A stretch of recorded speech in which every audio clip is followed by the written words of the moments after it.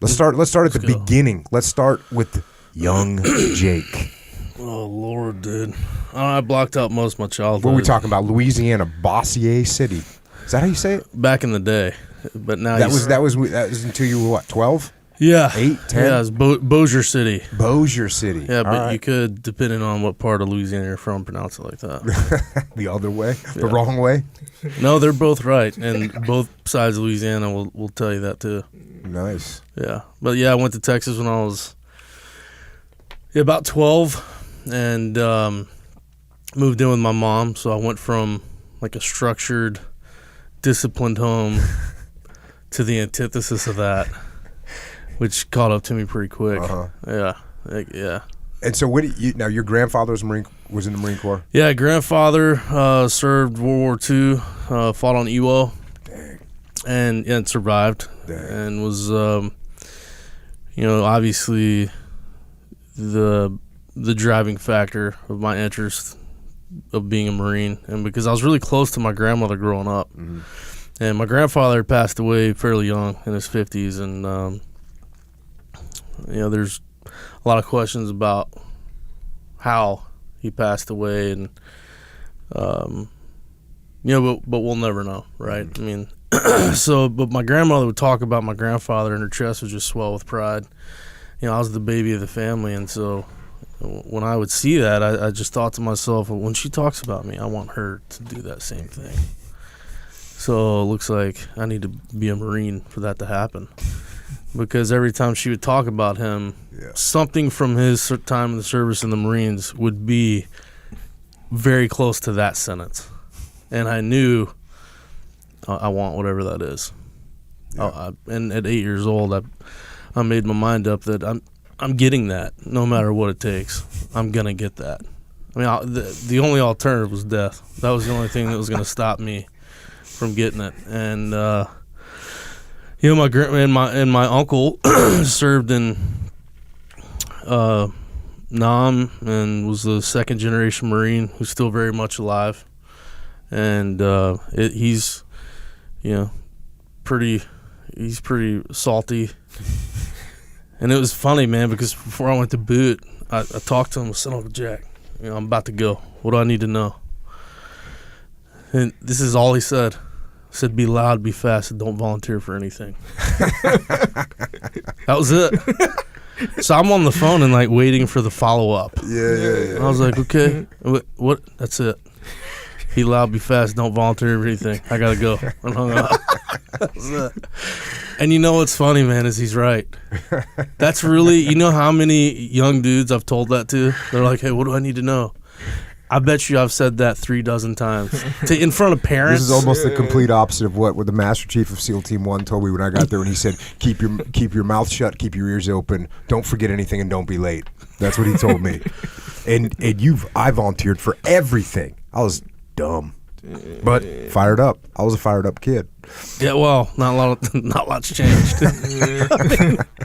No, it's actually interesting because in Pollard Jr.'s book, he's talking about as they're in the basic school and they're getting ready to select for what they want to do, and they start getting graffiti on the desks, and people are like, motor T and out in 3, and who gives a fuck, drive a truck, and they're like, not all of them, a lot of them started looking at the war and going, "Hey man, you know what, I don't want none of that," and very few of them were saying, "Hey, I want to be an infantry platoon commander."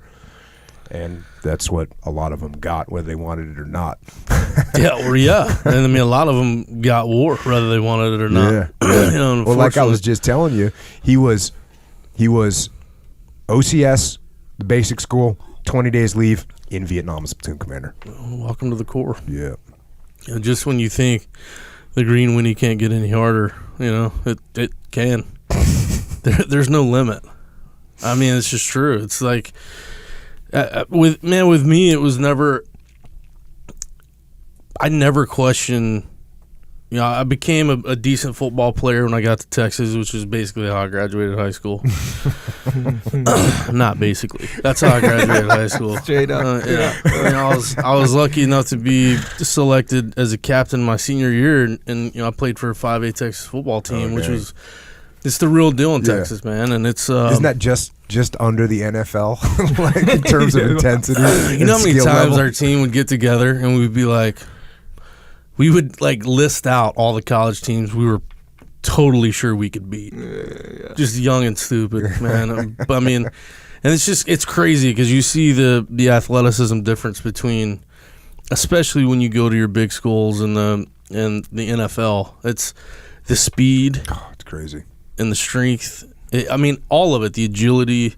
It's night and day. Yeah. It's night and day, and it just goes to show you, these young kids, you don't know shit. You think you know a lot. You don't know shit. I mean, I was that way, and really, I still don't know shit. And I'll be 36 this month. And anyone who comes up to me and they're like, "Hey, I got it figured out." Oh, yeah. You know what I say? Yeah. Perfect. Yeah. You no longer need to be in my circle because I'll never learn anything from you. Yeah. I mean, I know I'm gonna die a student of life, but man, I loved football. That's what I thought high school was for, you know.